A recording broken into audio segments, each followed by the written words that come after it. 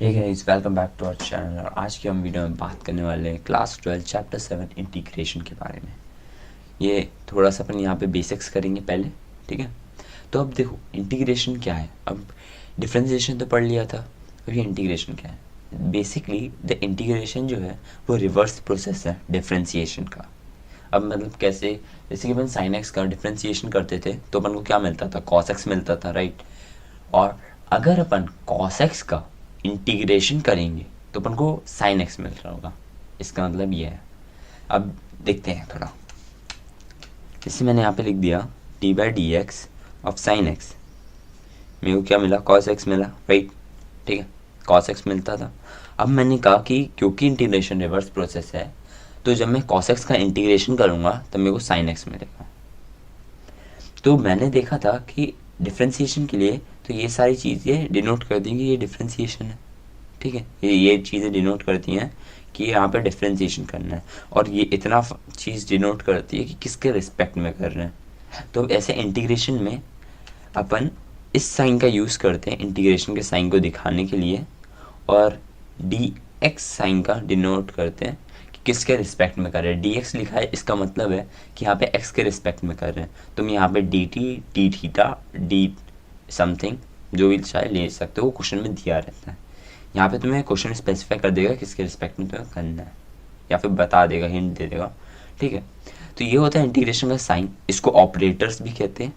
और D x को, ये जो चीज़ लिखी हुई है, इसको अपन वेरिएबल्स ऑफ इंटीग्रेशन कहते हैं। अब थोड़ा सा इसको और समझते हैं। यहाँ पे मैंने कुछ लिख रखा है, देखो यहाँ पे अच्छे से लिखा हुआ है।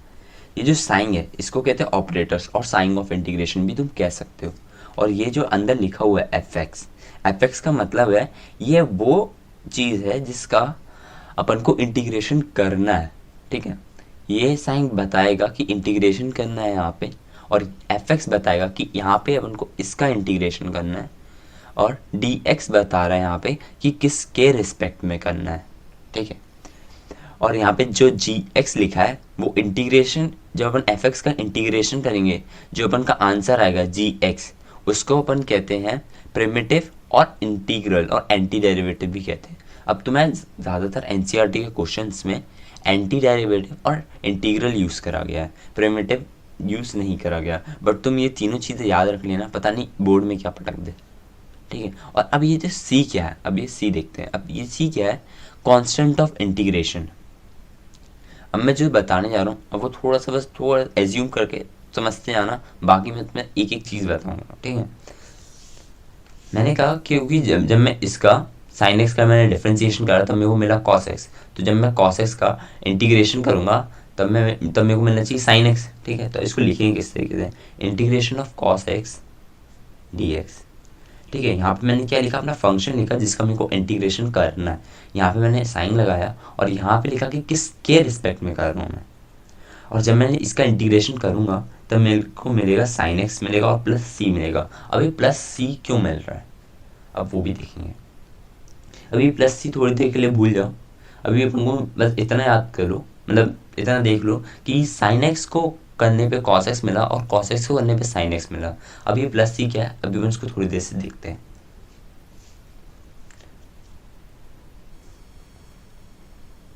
अब यहाँ पे मैंने कुछ फॉर्मूले लिख रखे हैं, हम इसको थोड़ा समझते हैं। डिफरेंशिएशन अपन ने देखा था कि जब भी x की पावर n दी हो तो अपन को इसका डिफरेंशिएशन कैसे करेंगे, ये n सामने आता था और ये n से 1 माइनस करते थे, ठीक है। बट इंटीग्रेशन अगर अपन इसको इसका करना हो x की पावर n का तो किस तरीके से करेंगे, यहाँ पे n में प्लस 1 कर देंगे, यहाँ पे माइनस 1 कर रहे थे, यहाँ पे प्लस 1 कर देंगे, अपॉन में n प्लस 1 कर देंगे, बस इतना सी चीज़ करनी होती है। और यहाँ पे सबके आखिरी में तुम्हें प्लस सी लगाना होगा क्योंकि इनडेफिनेट इंटीग्रल्स है, ठीक है। और अगर डेफिनेट होता तो अपन इंटीग्रेट प्लस सी नहीं लगाते। और यहाँ पे एक और कंडीशन लिखी हुई है कि यहाँ पे n is not equals to -1। अब n -1 की इक्वल क्यों नहीं होना चाहिए, मतलब बेसिकली वो कह रहा है कि यहाँ पे जो x की पावर होगी n जो दी है वो -1 के बराबर नहीं होनी चाहिए। अब क्यों नहीं होनी चाहिए वो देखिए, क्योंकि अगर यहाँ पे x की पावर n -1 के बराबर होगी, लेट्स सपोज n -1 के बराबर हो जाता है तो उनको इसका इंटीग्रेशन करना है, x की पावर -1 का इंटीग्रेशन करना है। तो अपन जब इसका इंटीग्रेशन करेंगे तो अपन को क्या मिलेगा, अगर अपन ये वाला रूल फॉलो करें n+1, तो मेरी n की वैल्यू क्या है, -1 है, और -1+1 अपॉन -1+1, तो उस रूल के अकॉर्डिंग -1+1 अपॉन -1+1। ठीक है, अभी थोड़ी देर प्लस सी भी लिख देते हैं, अभी प्लस सी को मैं बता दूंगा आगे, तो ये बस प्लस सी लिखना है अभी, इतना सोच लो। तो मेरा यहाँ पे क्या होगा, यहाँ पे तो एक्स की पावर 0 हो गई और नीचे 0 आ गया और प्लस सी, तो मतलब बेसिकली क्या हुआ है यहाँ पे कि ऊपर 1 आ गया, किसी की पावर 0 होती है तो वो 1 हो जाता है, और अपॉन में नीचे 0 आ रहा है, इसका मतलब कि ये x की पावर -1 का तो इंटीग्रेशन है ही नहीं, क्योंकि ये चीज़ क्या देगी, इन्फिनिटी देगी, डिनोमिनेटर में 0 है, तो मतलब उनको नॉट डिफाइन आंसर मिलेगा। और जब मैं चाह रहा हूँ कि इसका इंटीग्रेशन करने में मुझे कुछ मिल जाए, यहाँ पे तो मुझे डिफाइन ही नहीं है मेरा आंसर, यहाँ पे मेरा आंसर तो डिफाइन ही नहीं है, इसलिए अपन एक्स n = -1 नहीं लेते हैं। चलो फिर आगे चलते हैं। अब यहाँ पे दिया हुआ, जैसे मैंने अभी तुम्हें बताया था, साइन एक्स का जब तुम डिफरेंशिएशन करोगे तो मिलेगा कॉस एक्स, और जब तुम कॉस एक्स का इंटीग्रेशन करोगे तो साइन एक्स प्लस सी। कॉस एक्स का जब तुम यहाँ पे डिफरेंशिएशन करोगे तो माइनस साइन एक्स मिलेगा, और जब तुम साइन एक्स का इंटीग्रेशन करोगे तो माइनस कॉस एक्स मिलेगा।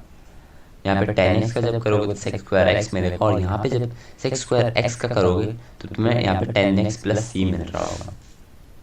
माइनस कॉट एक्स का करोगे तो यहाँ पे तुम्हें मिलेगा कॉसिक स्क्वायर एक्स, और जब यहाँ पे करोगे इंटीग्रेशन कॉसिक स्क्वायर एक्स का तब तुम्हें मिलेगा माइनस कॉट एक्स प्लस। तुम सेक एक्स का डिफरेंशिएशन करोगे तब तुम्हें मिलेगा tan x dot sec x, और यहाँ पे जब सेक एक्स टेन एक्स का करोगे तब तुम्हें मिलेगा सेक एक्स प्लस सी।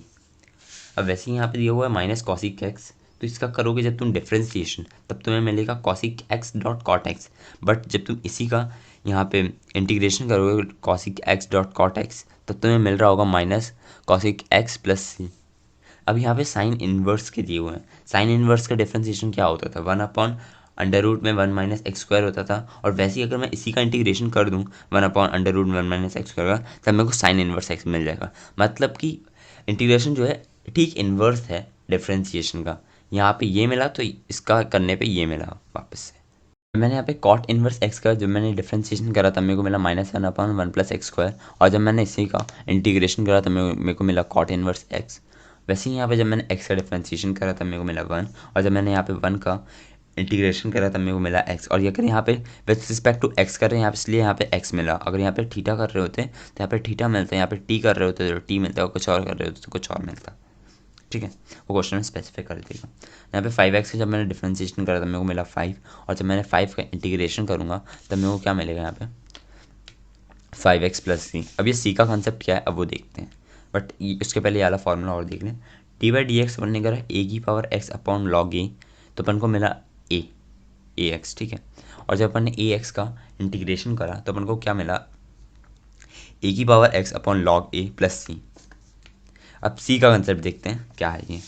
अब मैंने यहाँ पे क्या लिख रखा है, यहाँ पे मैंने लिख रखा है डिफरेंशिएशन ऑफ x² तो मेरे को मिला 2x, और जब मैंने करा डिफरेंशिएशन ऑफ x² + 10 तब भी मेरे को मिल रहा है 2x, क्योंकि कांस्टेंट का तो डिफरेंशिएशन 0 हो जाएगा ना। और जब मैंने x² + 100 लिख रखा है तो भी मेरे को मिल रहा है 2x, यहाँ पे भी कांस्टेंट का डिफरेंशिएशन 0 हो गया। ठीक है, बट अब मैं क्या चाह रहा हूँ कि मैंने कहा था कि क्योंकि ये इन्वर्स प्रोसेस है तो जब मैं इसका इंटीग्रेशन करूँ यहाँ पे तो मेरे को ये चीज़ मिलनी चाहिए, इसका इंटीग्रेशन करूँ तो यहाँ पे ये चीज़ मिलनी चाहिए, इसका इंटीग्रेशन करूँ तो ये चीज़ मिलनी चाहिए।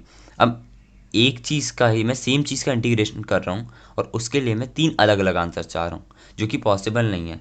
इसलिए अपन एक सी कांस्टेंट लगाते हैं जो कि हर एक क्वेश्चन के लिए अलग अलग रहता है। जैसे कि अगर जब मैं इसका इंटीग्रेशन करूँगा, जैसे मैंने यहाँ पे इसका इंटीग्रेशन करा 2x का, यहाँ पे x लगा दिया, x के रिस्पेक्ट में करा और यहाँ पे इंटीग्रेशन का साइन, तब मैंने क्या करा, पहले 2 को कॉमन निकाला, 2 को कांस्टेंट टर्म को तुम्हें पहले कॉमन निकालना है और फिर करना है। जैसे डिफरेंशिएशन में तुम कॉमन निकालते थे वैसे यहाँ पे भी तुम्हें कांस्टेंट टर्म को कॉमन निकालना पड़ेगा।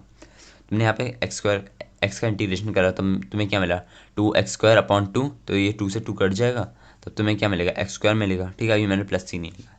अब क्योंकि मेरे को सिर्फ x² मिला है, ठीक है, अब यहाँ पे भी x², यहाँ भी x², यहाँ भी x² है, तब सेम वैल्यू के लिए 3 अलग अलग आंसर कैसे होंगे। तो इसलिए मैं क्या करता हूँ, कांस्टेंट ऑफ इंटीग्रेशन का यूज़ करता हूँ जो कि है अपना प्लस सी। अब ये सी हर एक क्वेश्चन के लिए अलग अलग वैल्यू बताता है। जैसे कि यहाँ पे कांस्टेंट की वैल्यू हो सकता है यहाँ पे ज़ीरो हो, क्योंकि यहाँ पे कांस्टेंट की वैल्यू क्या होगी, ज़ीरो ही होगी। क्यों? क्योंकि यहाँ पे एक तो इसके साथ मैं ऐसे लिख सकता हूँ प्लस ज़ीरो, कोई फ़र्क तो पड़ने नहीं वाला ना, प्लस ज़ीरो लिख दूंगा तो भी मेरे को 2x ही मिलना है ना। और यहाँ पे हो सकता है कांस्टेंट की वैल्यू 10 दी हो, क्योंकि मेरे को एक्स स्क्वायर तो मिल गया, अब बस ये 10 नहीं मिला, तो ये 10 का काम कौन कर देगा, ये सी। तो इसलिए अपन एक जनरल कांस्टेंट डिनोट कर दिया सारे सबके लिए कि अपन ये प्लस सी लिख देते हैं, तो ये एक बता देता है कि अपन को कि यहाँ पे एक आध कोई कांस्टेंट हो सकता है। यहाँ पे जब मैं इसका इंटीग्रेशन करूँगा तो हो सकता है यहाँ पे कोई एक आध कांस्टेंट हो, तो वही कांस्टेंट को ये सी डिनोट करता है। बस इतना सा कंसेप्ट है सी का। मैंने यहाँ पे कुछ क्वेश्चंस लिख रखे, अब इन क्वेश्चंस को सॉल्व करते हैं। पहले यहाँ पे लिखा साइन 2x। अब उनको साइन 2x का इंटीग्रेशन क्या होता है, अपन ने अभी पढ़ा था साइन x का इंटीग्रेशन x के रिस्पेक्ट में, तो वो था माइनस कॉस एक्स था और प्लस सी था। प्लस सी क्यों था वो भी मैंने बता दिया, ठीक है। अब यहाँ पे क्या है, x की जगह 2x दिया हुआ, तो मैं यहाँ पे माइनस कॉस 2x लिख देता हूँ, ठीक है। और अभी डिफरेंशिएशन, अभी इंटीग्रेशन ख़त्म नहीं हुआ। अब क्या होगा, तुमने अभी क्या करा, साइन का इंटीग्रेशन करा, माइनस कॉस आया, जो कि साइन का इंटीग्रेशन करा तो माइनस कॉस आया, ठीक है। अब ये 2x तो रह गया ना, तुम अब क्या करोगे, 2x का करोगे तुम डिफरेंशिएशन और नीचे डिनोमिनेटर में लिख दोगे। अब जब तुम 2x का डिफरेंशिएशन करोगे, यहाँ पे 2x का डिफरेंशिएशन करोगे तब तुम्हें मिलेगा 2, तो तुम क्या करोगे, यहाँ पे नीचे अपॉन में 2 लिख दोगे और प्लस सी, ये होगा तुम्हारा इंटीग्रेशन। जैसे अब तुम बोल रहे होगे कि भैया अपन ने यहाँ पे तो करा ही नहीं था, यहाँ पे भी करा था। देखो अपन ने साइन एक्स का इंटीग्रेशन करा तो क्या मिला, आपको माइनस कॉस एक्स मिला, और अपन ने वही एक्स का इंटीग्रेशन नहीं करा, तो अपन क्या करते हैं कि जिसका इंटीग्रेशन नहीं करा उसका नीचे डिनोमिनेटर में ला के डिवाइड कर देते हैं, मतलब डिनोमिनेटर में ला के उसके डिफ्रेंसिएशन से डिवाइड कर देते हैं, दोनों चीज़ें अलग हैं। तो जब मैंने एक्स का डिफ्रेंसिएशन करूँगा तब मेरे को क्या मिलेगा, 1 मिलेगा, तो मैं यहाँ पे 1 भी तो लिख सकता हूँ ना यार, ठीक है। तो आई होप तुम लोग समझ में अब आ रहा होगा ये सही चीज़ें। जैसे यहाँ पे लिखा हुआ है क्या, cos 3x का इंटीग्रेशन, cos 3x का इंटीग्रेशन करना है अपन को, तो क्या मिलेगा, पहले cos x का इंटीग्रेशन क्या होता है, sin x होता है, तो sin लिख दो। अब x की जगह क्या लिखोगे, 3x लिख दोगे। 3x का इंटीग्रेशन हुआ नहीं है तो अपन क्या करेंगे, 3x का करेंगे डिफरेंशिएशन और उसको नीचे लिख देंगे डिनोमिनेटर में। जब तुम 3x का डिफरेंशिएशन करोगे तब आएगा तुम्हारा आंसर 3 और प्लस सी। वैसे ही बाकी क्वेश्चन है, अब ये वाला क्वेश्चन क्या कह रहा है देख सकते हैं। अब थर्ड वाला क्वेश्चन कह रहा है, यहाँ पे उनको अंदर इंटीग्रेशन का साइन अंदर मल्टीप्लाई करके लिखना है और बाकी सब सिंपल है। यहाँ पे n+1 वाला रूल फॉलो करना है। अभी जितने बेसिक्स बताए वो सारे काफ़ी हैं, तो मैं फर्स्ट एक्सरसाइज सॉल्व करने के विथ एग्जांपल्स भी कर सकते हो तुम लोग। अब यहाँ पे क्या है, पहले एक काम करो, इंटीग्रेशन के साइन को अंदर मल्टीप्लाई कर दो, एक्स स्क्वायर प्लस इसे यहाँ पर डी एक्स लिखना पड़ेगा, इसे काट के लिखेंगे, x square x cube D x plus integration x square D x plus 2 मैंने कॉमन निकाल लिया यहाँ पे, ठीक है, D x plus integration of 100 D x. अब मैं इंटीग्रेशन कर देता हूँ। हाँ एक चीज़ याद रखो, अपन प्लस सी तब लगाएंगे जब इंटीग्रेशन का साइन पूरी जगह से हट जाएगा, ठीक है। ऐसा मत करना कि इसके लिए प्लस सी अलग लगा दिया, इसके लिए प्लस सी अलग लगा दिया। सी तुम्हें सिर्फ एक के लिए लगाना है, ठीक है। जब पूरे फंक्शन से तुम्हारा इंटीग्रेशन का साइन हटेगा तब तुम सी लगाओगे। तो अब ये देखते हैं इसका इंटीग्रेशन क्या होगा, यहाँ पे n+1 वाला रूल फॉलो होगा, तो n+1 वाला रूल फॉलो कर दो, 2+1 अपॉन 2+1, और यहाँ पे 2 बाहर निकल जाएगा, तो यहाँ पे x की पावर 1+1 अपॉन 1+1, और यहाँ पे क्या हो जाएगा 100x, और x के रिस्पेक्ट में इंटीग्रेशन करें तो x आ जाएगा। अब क्योंकि यहाँ से पूरी जगह से इंटीग्रेशन का साइन हट गया है तो मैं यहाँ पे प्लस सी लिख दूंगा। यहाँ पे करूँगा x की power 4/4 plus integration x cube plus x की पावर क्यूब बाई 3 प्लस यहाँ पे 2 आ जाएगा, तो 2 से 2 कट जाएगा, तो यहाँ पे बचेगा सिर्फ एक्स स्क्वायर, और प्लस यहाँ पे 100x आ जाएगा और प्लस सी भी आ जाएगा यहाँ पे, ठीक है। ये हो गया तुम्हारा इंटीग्रेशन। अब अपन फोर्थ वाले का करते हैं। अब फोर्थ वाला क्वेश्चन क्या कह रहे हैं, अब इंटीग्रेशन किसका करना है, ax प्लस बी की होल की पावर 2, इसका इंटीग्रेशन करना है विद रिस्पेक्ट टू एक्स।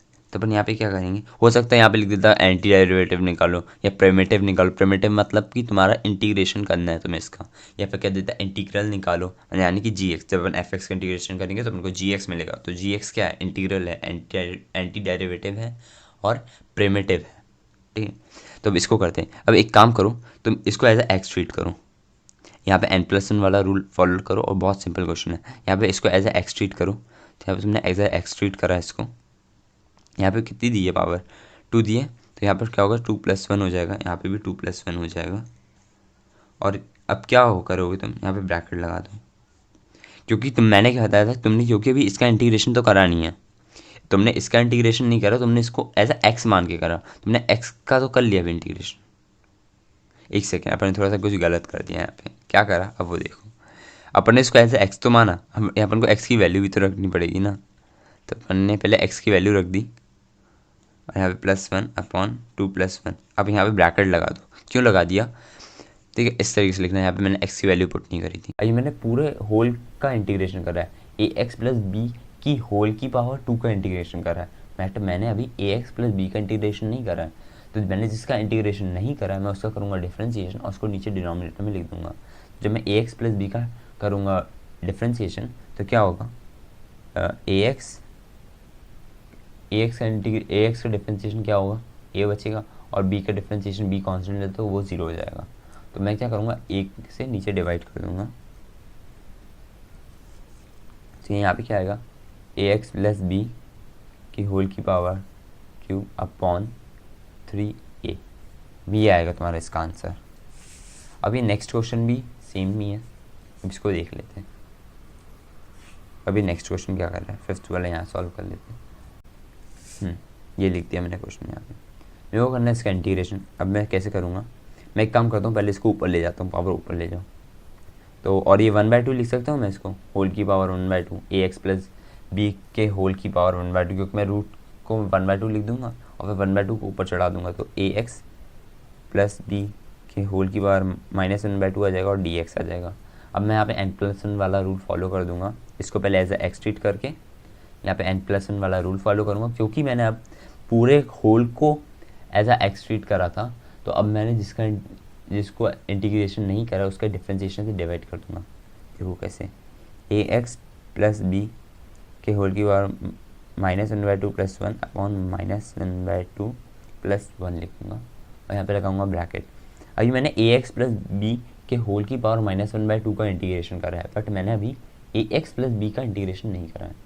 तो मैं यहाँ पे क्या करूँगा, यहाँ पे ax+b का डिफ्रेंसिएशन करूँगा और उसको नीचे डिनोमिनेटर में लिख दूँगा।